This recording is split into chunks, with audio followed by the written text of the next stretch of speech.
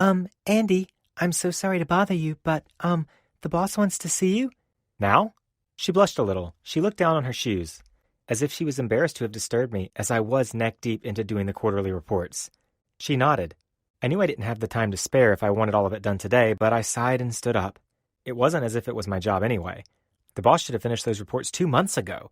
But as always, he procrastinated again, and now the jobs he didn't bother doing are piled on top of my own jobs. Boss, you wanted to see me? Don't bother sitting down. I wanted to tell you that today's your last day. Don't bother coming back in tomorrow. I had to blink 3 times to make sure I was still in reality. I chuckled awkwardly, thinking it must be his idea of some joke. Ha that's funny, boss. Do I look like I'm joking? He didn't. He looked me straight in the eye, dead-ass serious.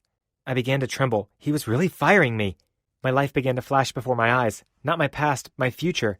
I saw myself getting thrown out of my flat, being homeless, getting old in the streets, and my family and friends being ashamed of me. My job was all I had, and I was barely hanging by a thread. What with all the student debt I have, I'm already 3 months late on rent. What are you still doing here? I'm sorry, sir. I'll pack my things. Are you stupid? You'll stay until you finish the quarterly reports, and then you're fired. Hi, everyone. My name's Andy. Do you have a unique title idea? Comment it down below and like the ones you think are interesting. You never know. Your story may be the next one we post. All right, now back to the story. It was a horrible day. I walked all the way home because I didn't even have any money in my pocket to pay for an Uber once my boss took my company card away. Heavy rain poured all over me, as if I wasn't already going through enough. Mara, the secretary, was kind enough to give me some food before I left, but now even that was soaked in the rain. And if that wasn't enough, as soon as I got to my building, the landlady was waiting by the door, her arms crossed and looking pissed as heck. I know, Mrs. Torres. I'll get you the rent soon. I'm just in between things at the moment. You lost your job? That's it, Andy. I can't just keep letting it slide. Either have your rent by tomorrow or you're out of the building. I couldn't sleep at all that night. I just lost my job and now I was about to lose my apartment too? I was going to end up homeless sooner than I thought. I was racking my brain, panicking, as I texted every friend I had to ask for help. I even sent an email to my boss begging him for my job back. But then my phone began to ring. It was almost midnight, so at first I was hesitant to pick up. What kind of stranger calls in the middle of the night? But it was no stranger at all. It was Mara, the office secretary. She said she felt sorry for me for how awful the boss treated me. So she wanted to help, but I needed to meet her someplace secret. I was desperate enough not to question it, so I put my jacket on and headed out to meet her. I couldn't even tell if it was some sort of prank or if I was about to get kidnapped. The address she texted me was to some old abandoned bungalow in the middle of nowhere. I was about to turn back when I saw a flashlight at the topmost window. Curiosity got the better of me, so I snuck inside. No sooner had I poked my head into the house's attic than I got the fright of my life. It was Mara standing by the attic window. I'm so sorry about all this. No, not at all. Just wondering why we're here. I'm sorry. It's just the boss. He can be very cruel. He's obsessed with me, and sometimes he sends someone to tail me.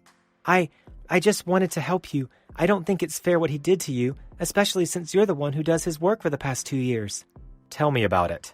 Yeah, so I thought I'd help you out.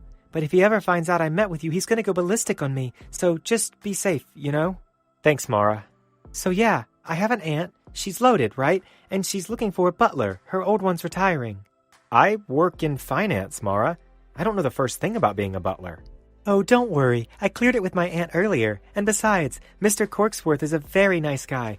He's willing to stay on and train you before retiring. Mara, it all sounds amazing. And really, thank you for helping me out this much. But why?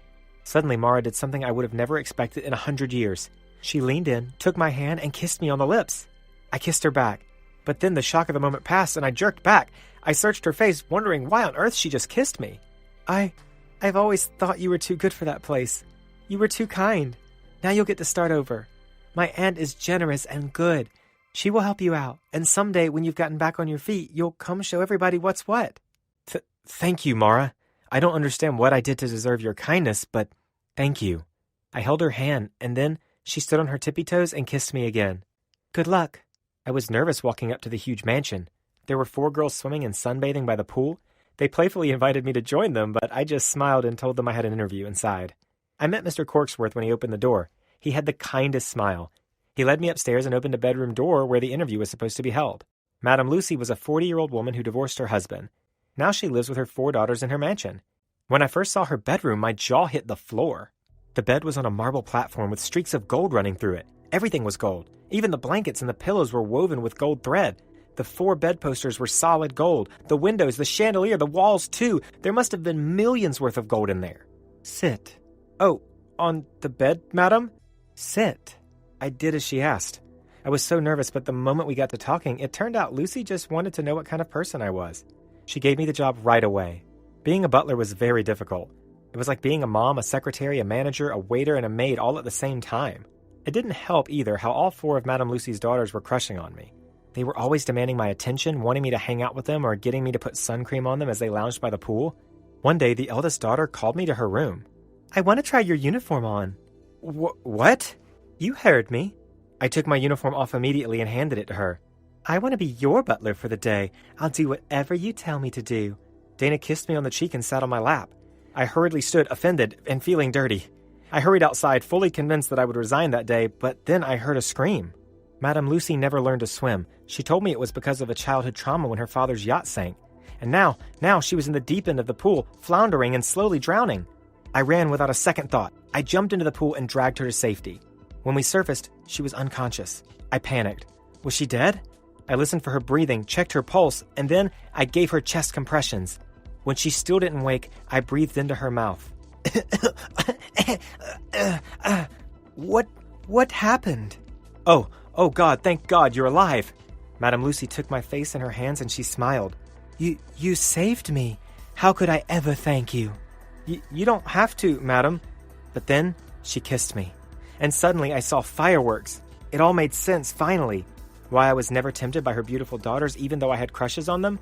This whole time I was falling for their mother. Lucy asked me to marry her that same day.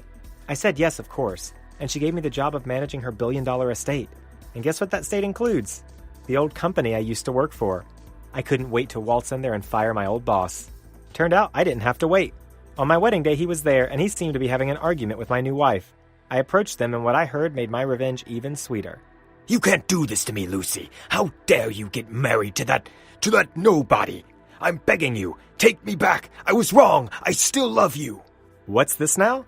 Trying to ruin my marriage already, Anthony? That's Mr. Chapman to you, boy. Not anymore. You probably weren't paying attention, but I'm the new Mr. Chapman now. And you're here, at my wedding, upsetting my wife? Shut your mouth, you jumped-up gutter scum. Enough, Anthony. Get out of here. Get out of my life. You heard the lady, Anthony. Shoo! Security! Take this gatecrasher away. Oh, and Anthony? What? You're fired. I kissed my new wife to the sound of her ex-husband protesting and screaming vengeance, but I heard none of it, because from that moment on, my new wife, her 4 daughters, and I started to live happily ever after.